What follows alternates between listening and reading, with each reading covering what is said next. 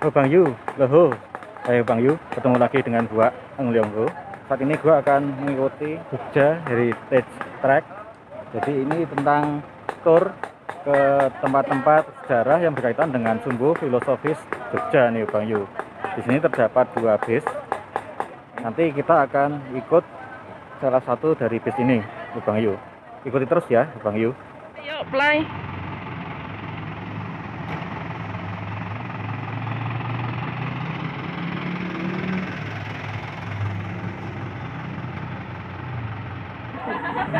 Ya ini ya tadi kewajiban untuk yang remedi harus menjawab dengan benar ya. Iya, pagi ini kita akan healing tipis-tipis ya teman-teman ya. Nanti kita keliling kota dengan rute yang tadi sudah kami sebutkan. Dan juga tidak hanya keliling saja ya, nanti kita juga akan bercerita hal-hal yang berkaitan dengan sumbu filosofi dan atribut-atribut bangunannya seperti itu. Jangan bosan dulu ya, udah sarapan kan? Sudah, tapi biasanya kalau sarapan indikasinya 2 antara bertenaga atau ngantuk ya. Kayaknya nomor 2 enggak? Oh ya, sepertinya udah hawa-hawa nomor 2 nih ya. Berdiri sejak tahun 1755 dengan raja pertama bernama Pangeran Mangkubi. Ya, setelah menjadi raja, beliau punya gelarnya yaitu Sri Sultan Hamengkubuwono I atau pertama. Beliau menata kota Yogyakarta ini tidak main-main ya teman-teman, tapi dengan perhitungan yang sangat tinggi. Kota Yogyakarta ini ditata membentang dari utara sampai selatan sedemikian rupa ya. Beliau membangun keraton Yogyakarta di antara atau segaris imajiner dengan Gunung Merapi dan juga Laut Selatan. Kemudian beliau juga membangun Tugu Yogyakarta di sisi utara keraton dan membangun Panggung Rakyat di sisi selatannya. Dari 3 ini kalau dihubungkan akan mendapatkan sebuah garis lurus yang kita sebut dengan nama sumbu filosofi.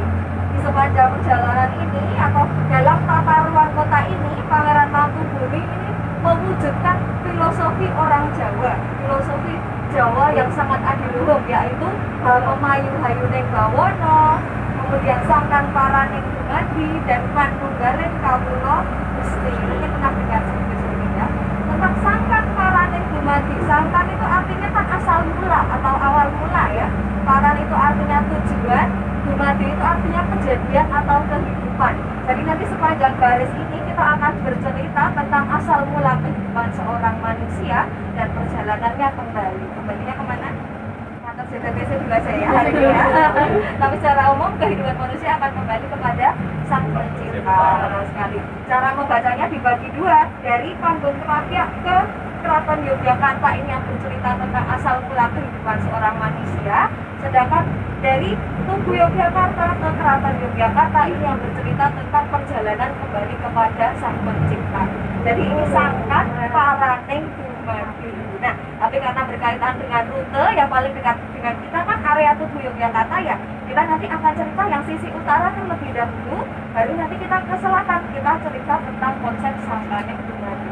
Nanti ceritanya kita sambungkan bersama-sama ya. Oke? Sudah. Wah, ini tidak terasa sudah sampai di area paling hits di Yogyakarta. Kalau berkunjung ke Jogja belum foto di sini rasanya belum gitu ya. Ya, orang Jogja sudah pernah foto dengan Tugu? Belum.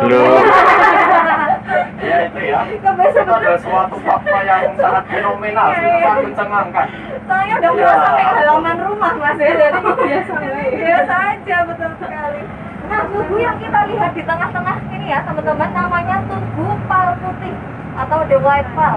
Dibangun pada masa pemerintahan Sri Sultan Hamengkubuwono ke-7. Keberadaannya ini menggantikan tugu yang awal, Tugu Golong Gilik. Bentuknya seperti itu ya, ada di diorama itu. Jadi dulu aslinya Tugu Jogja itu pertama bentuknya seperti itu, namanya Tugu Golong Gilik. Golong itu artinya lingkaran seperti bentuk puncaknya, gilik itu artinya silindris seperti bentuk badannya. Ini menceritakan atau pemuat filosofi falsafah konsep Jawa ya, yaitu manunggaling kawula Gusti, bersatunya antara rakyat dengan sang raja, atau dalam kehidupan yang lebih luas bersatunya antara manusia dengan Tuhan Sang Pencipta.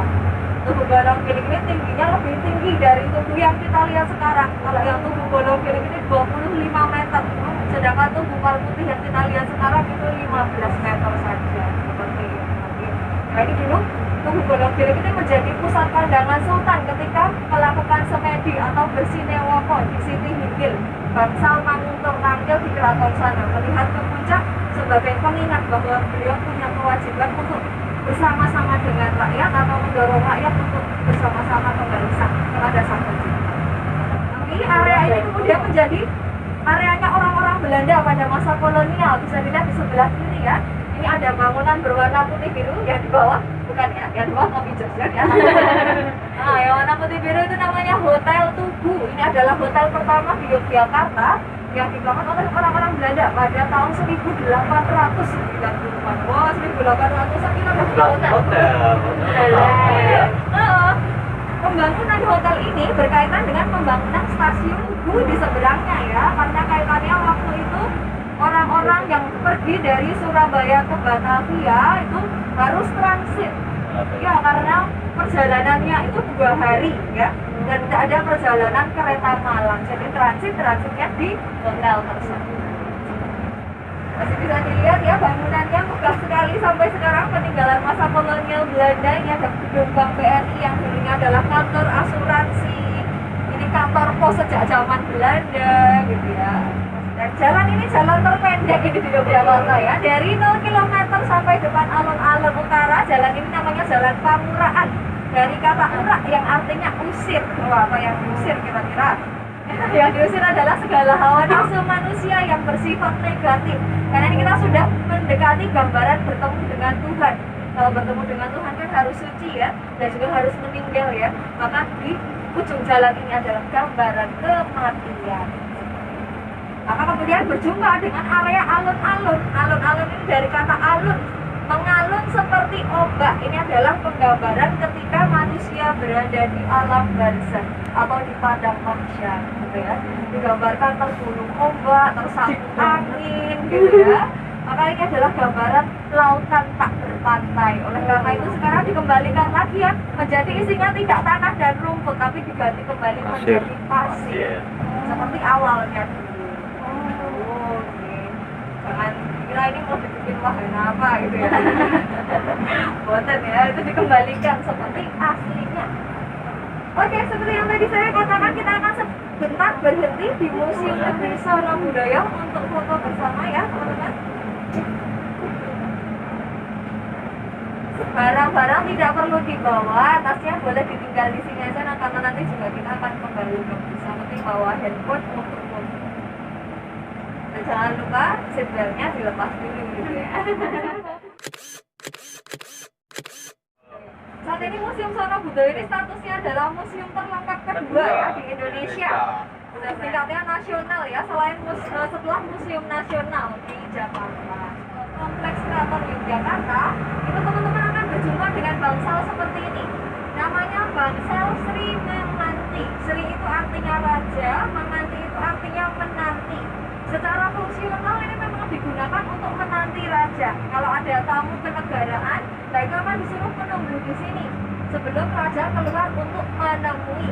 Tapi secara filosofi ini adalah tempat menunggu, tapi tempat menunggu untuk apa? Untuk ditimbang amal baik buruknya. Kalau dalam Islam kan kita kenal dengan istilah hisab ya. Nah, itu penimbangannya di mana? Penimbangannya akan terjadi di sebuah bangsal yang namanya bangsal Raju Mas. Raju itu artinya timbangan, mas itu artinya emas, timbangan emas. Nah, ini adalah penggambaran ketika manusia akan ditimbang amal baik buruknya. Sempurnaan dari putra dari Sri Sultan Hamengkubuwono ke-6, yaitu Hamengkubuwono ke-2 tahun 1809 untuk memperkuat ya, memperkuat pertahanan keamanan. Digunakan sebagai pos penjagaan, maka nanti bisa dilihat di setiap ujungnya itu ada bangunan yang bentuknya seperti kapsul ya, itu disebut turret, ada bolongan-bolongannya untuk menginjak keadaan keluar, apakah keadaannya aman atau tidak, dan juga didesain untuk meletakkan senapan, karena waktu itu sudah kenal senapan gitu ya, tahun 1750 kayak fire ya, baik gitu ya. Nah, nanti bisa kita lihat langsung ini bangunan yang tadi saya ceritakan bentuknya seperti itu. Di bentuknya sendiri ada bolongan-bolongannya ya. Ada kan yang bolongan-bolongan kecil dan yang berbentuk kapsul. Itu tadi yang namanya turret. Sedangkan kalau yang seperti kotaan-kotaan besar itu ya, itu namanya longkangan tulak bolon yang digunakan untuk menaruh atau meletakkan meriam. Sama seperti tadi ya teman-teman, kita nanti akan turun sebentar di panggung Krapia untuk foto-foto lagi. Barang-barangnya boleh ditinggal di sini. Panas-panas dikit nggak apa-apa ya, ya. Karena nanti kita cari area yang Tentu ya. Oh iya, kan ya, irungnya luntut ya. Foto publik, foto publik. Itu rombongan beli brewok ini ya, ini khusus kita berhentikan di warung soto ini ya. Tapi nggak melihat ya, cuma dulu turun aja. Oh ini sebelah sini. Iya, biar nanti kita Kita foto di sini.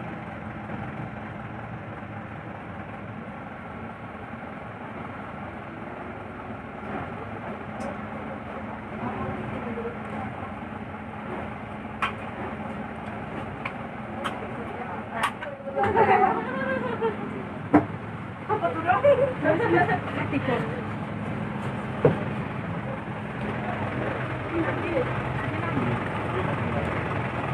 Nanti kita akan berjalan.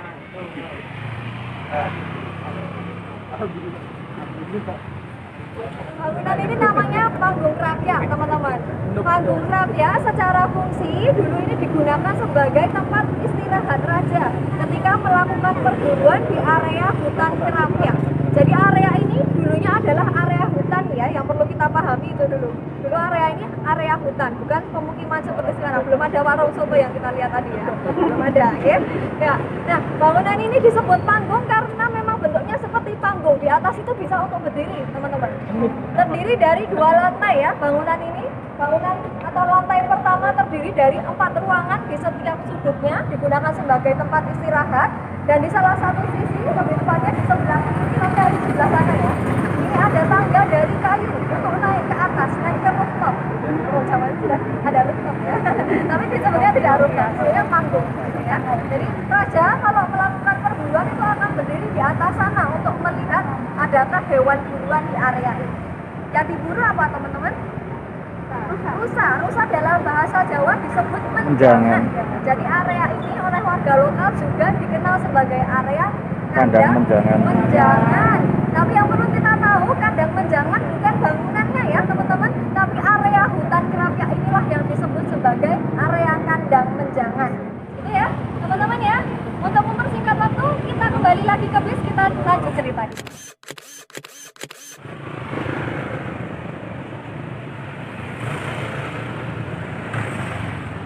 Hati-hati jalannya.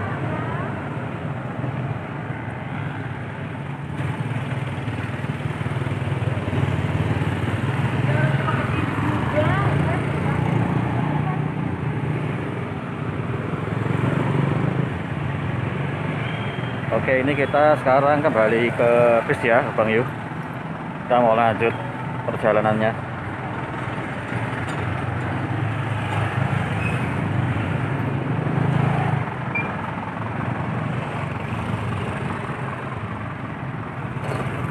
Oke, ini bis kita di belakang.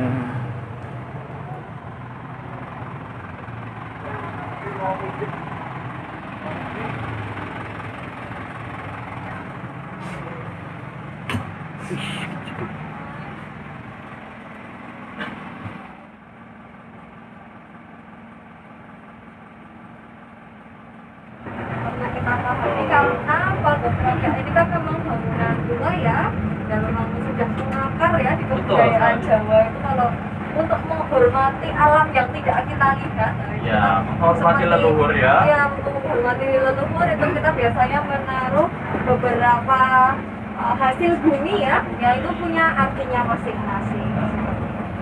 Sebagai ucapan syukur kepada Tuhan ya. Bentar lagi kita sudah sampai kembali di kantor Jogja Tourism Training Center ini ya teman-teman ya. Seperti yang tadi Mas Bas katakan, mungkin lain waktu, lain kali ini Mas Bas sekarang besok bisa ikut lagi ke Jogja Heritage Track dengan mengajak teman-teman, saudara, ya, keluarga. Semuanya silahkan direkomendasikan untuk ikut tur di Jogja Heritage Track. Tapi besok kalau sudah dibuka untuk umum masih tentatif. Untuk info-infonya kapan dibuka untuk umum atau rutenya apa saja nanti bisa dipantau terus di sosial media kami. Sudah follow belum nih? Ada 2 Instagram yang wajib di follow ya teman-teman. Yang pertama adalah @sumbufilosofi. Ayo coba follow dulu. Harus di follow ya. @sumbufilosofi yang logonya merah. Warna merah ya. Itu nanti semuanya akan Sampaikan ya sampaikan. kalau ya sosial media tersebut. Yang Dan yang pertama kedua, tadi @sumbufilosofi, yang kedua adalah @dinas kebudayaan DIY dengan foto profil warna kuning dan sudah centang biru ya. waduh, agak jumawa ya. Ya, sombong dikit. Ya, sombong dikit ya, sudah centang biru ini ya. Oh, di follow ya. Itu. Nanti akan disampaikan info-infonya melalui akun Instagram tersebut. Betul. Jadi nanti kedepannya Jogja Heritage Flag ini mungkin Mas Mbak ada yang berpikir oh sudah ikut ngapain ikut lagi gitu ya. Jangan salah, kedepannya Jogja Heritage Flag ini punya rute tidak hanya 1, totalnya kami akan punya 9 rute gitu. 9 rute dengan cerita yang berbeda. Jadi hari ini kita sudah membahas tema Sangkan Paraneng Dumadi ya. Nanti ada tema-tema lain seperti ada tema Colonial Trip. Colonial Trip itu nanti akan bercerita masa pemerintahan Belanda di Yogyakarta gitu. Kemudian juga ada historical trip, itu nanti akan cerita tentang bangunan-bangunan bersejarah. Berarti berartinya di museum gitu, Bu? Rimon, Di museum-museum gitu berarti. kalau untuk checkpointnya nanti masih ditentukan lagi. Oke. Tapi sebenarnya semuanya tetap akan cerita tentang sumbu filosofi, cuma penambahan ceritanya Oh. berbeda gitu.